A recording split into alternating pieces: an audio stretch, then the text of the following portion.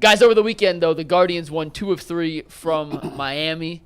They got some contributions from Rocchio, hit his first his career home run or first of the season? First career. Career, right. Yeah. On Saturday, 2-run shot. Freeman had a 3-run shot yesterday. Some guys who didn't necessarily produce last season are now producing in ways we hadn't seen. The question I wanted to ask, do you guys think this is just more experience, age, and maturity for these guys, finding their offensive footing, some to a higher extent than others? Or is it more of a change in the philosophy at the plate that Stephen Vogt and this new coaching staff has brought? What do you think? Can it be both? It could absolutely be both. It could be a myriad of things, actually, because that's my answer. I think some of it is maturation and getting a little bit more comfortable. I mean, just because Rocchio hit 1 home run, I'm not ready to declare that he's ready. No. I mean, he's been a zero. Did you see? Yeah, he has. Did you see his entrance into the dugout? That was Freeman. His reception. Freeman. That was Freeman. Oh, that was Freeman. Yeah, You're right. yeah. And I intentionally did not put that in here because that would derail the entire conversation. Yeah, So no, if you I don't missed want to it- see that. If you missed it, you can look Again. for it, but we're not going to show it here. Yeah. But Freeman's another. I mean, he's. Well, I'm talking about Rocchio, how the team ignored him when he came into the dugout. Oh, did I they thought do you that thought old Tyler Freeman stunt? pop lock and dropping it. Yeah, no, that I don't want to talk about. I don't want to see that again. It's some things you can't unsee, but you need to. Like, I don't want to see that again. So we're not even going to talk about that. I'm talking about Rocchio's reception I didn't see that. when he came into No, the I didn't see dugout. that, no. Everybody just was, you know how they do. Yeah, they ignored him. It's a form of hazing. They were completely ignoring him, and then they celebrated like crazy once he finally celebrated on his own. Yeah. But it was fun. Yeah, it's good to see him at least contribute offensively. Yeah. And Arias, like both of those guys, I know. have been just zeros for the most part offensively. Freeman, Freeman's going to play every day, whether it's center field for the rest of this year, whether they figure something else out and move him back to second next year. Right. I think he has done enough. His overall numbers aren't great. Like if you look at his OPS, I think he has 6 home runs now.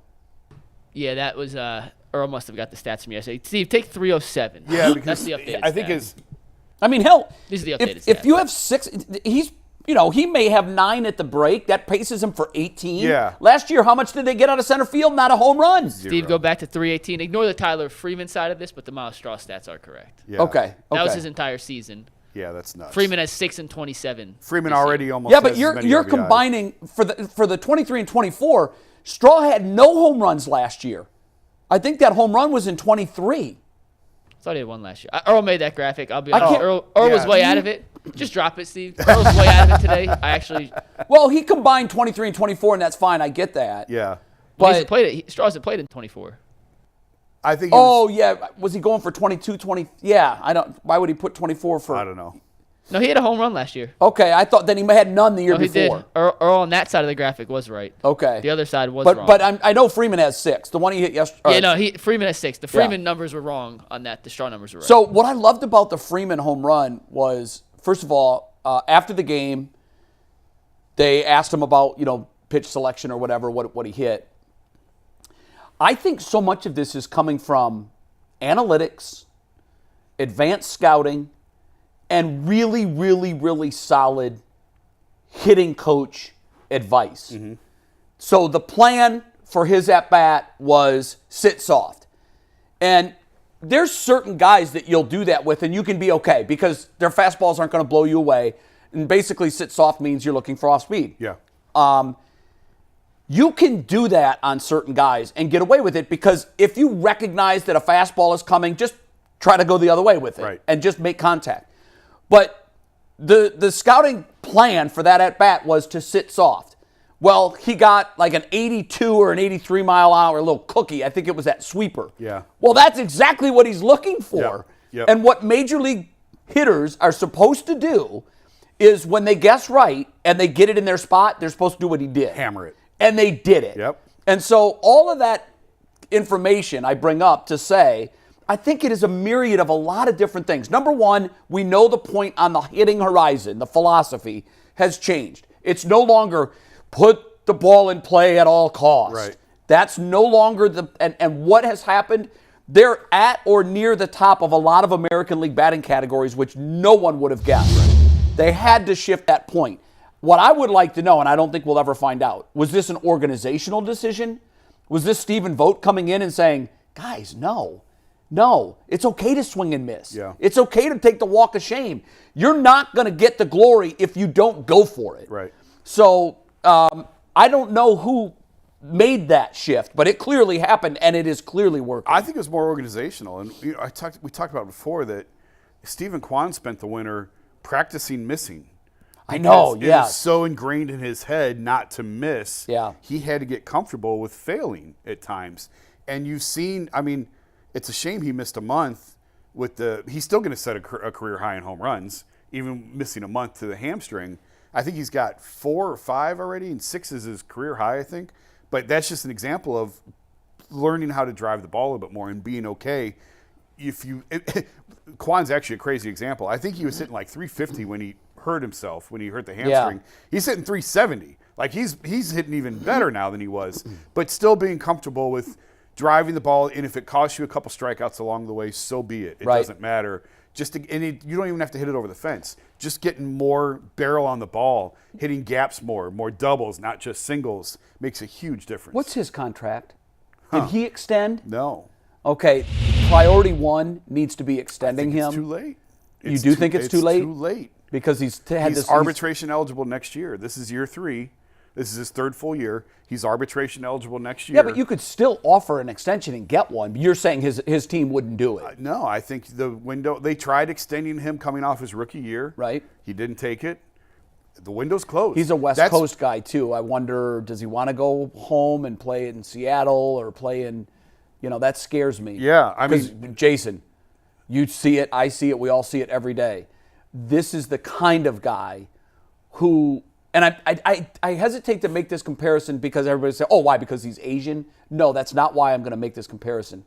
He's got a lot of Ichiro similarities. Well, he embraces that. He said Ichiro was his hero.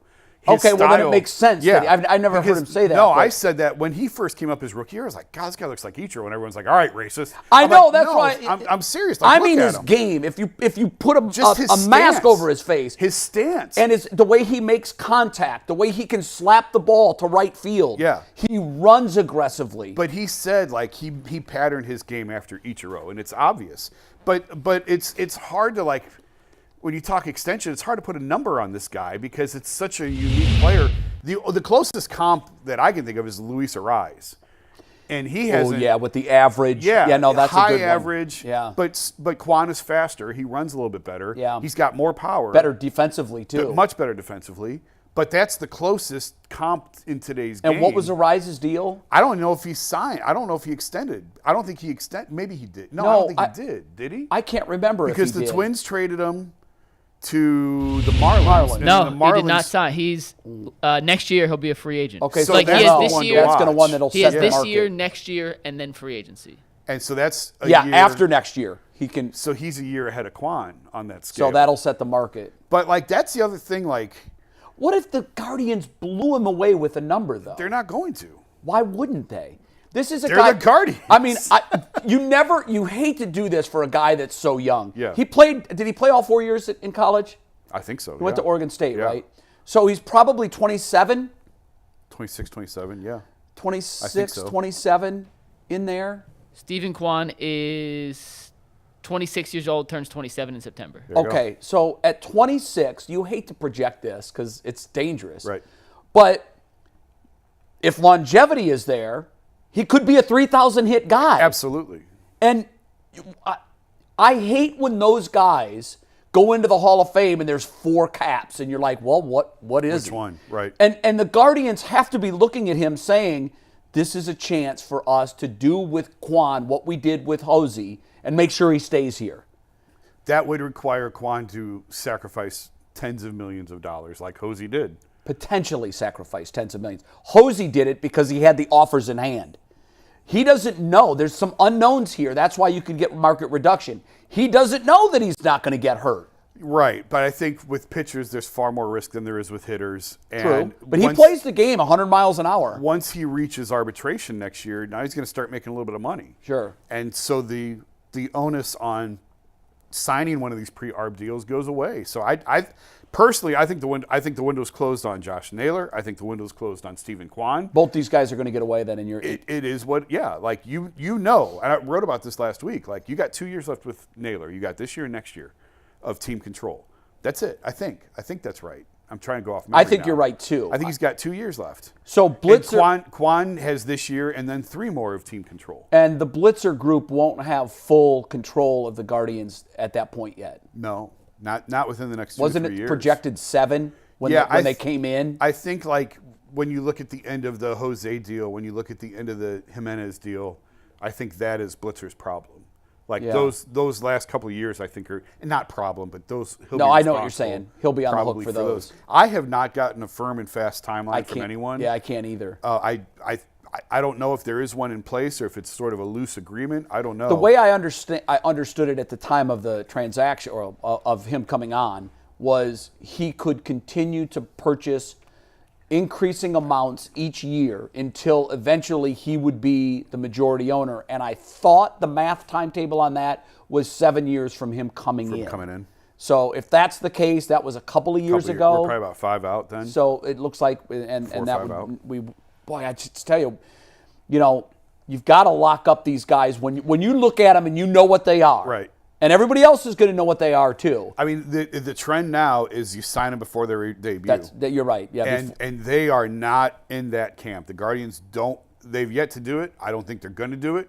I don't think that they buy into that philosophy. Though, when you look back to the 90s run, the reason they had so much success was that John Hart said, you know what? I'm going to take a chance on all of these guys. They were the pioneers of the and they all deals. Worked out. Yeah. Now, you've got to really trust your scouting. You at least had a track record when you signed them. You at least had a couple of years. You saw a year or two. Yeah. But baseball, they weren't doing it that way in the game. Now, that's, of course, the way the smaller and mid-markets have to operate. Agents tell the guys, those are bad deals. Don't sign those deals. Yeah, because of what you could get. Right, because of how much you're passing up. So I really think the window's closed on Kwan and on Josh Naylor. What if we offered to Steven that we would change the name of the team to the Kwanlin Guardians? Be tough to pass that up. Give him part ownership in the team. I don't know. I'm gonna hate to see him in another uniform. Yeah. That would bother me, and even Josh Naylor. Yeah. I hope it doesn't happen. We'll give him that flag too. Let's throw that flag in. Whatever the Guardians can offer, we'll add the flag and a free UCSS shirt and mug. Do we have some left? Yeah, we got a couple left. And give him one of these bobbleheads, maybe the Antoine Jameson. That is a deal changer. That's the clincher. That's a game That's the changer. closer. All right, we're going to talk a little Browns now.